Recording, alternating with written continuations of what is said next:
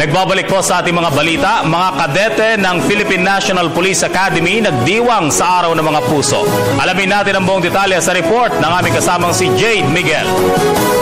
Sa kabila ng seryosong training na pinagdadaanan ng bawat kadete ng Philippine National Police Academy o PNPA, naglalaan pa rin sila ng araw ng kasiyahan, lalo na sa araw ng mga puso. Kahit na naging malakas ang buhos ng ulan, hindi pa rin pinalampas ng mga kadete ang pagkakataon na makasama ang kanilang mga minamahal sa buhay, tulad ng mga kaibigan, kapamilya at mga kasintahan.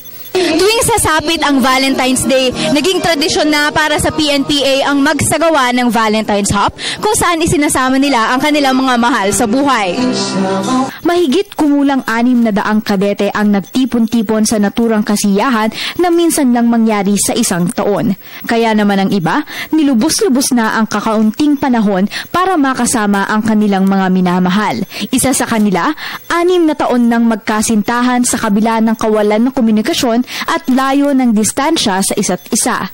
Siyempre po, this is the only time para ipakita namin sa kanila kung siyempre, gaano man kami kalungkot dito, siyempre, yung iniisip rin namin yung meron rin kaming loved ones sa labas. So, Valentine's Up, chance ko na para may paramdam sa kanya na gaano ko siya kamahal.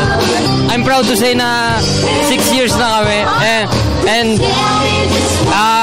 regardless sa lahat ng pinagdaanan namin, kumapit pa rin siya. Kahit wala kami communications minsan,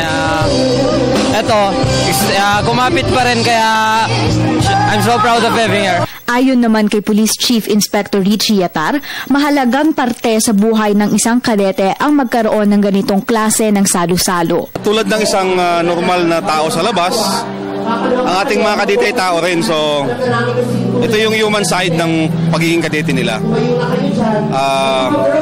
Hindi rin, kumbaga kailangan nila ito Sa napakahaba nilang training dito, sa napakahaba ng pagtira nila sa academy, ito yung mga normal na araw na dapat nilang i-celebrate din at parang break time nila doon sa napakahirap nilang training at pag-aaral dito sa loob.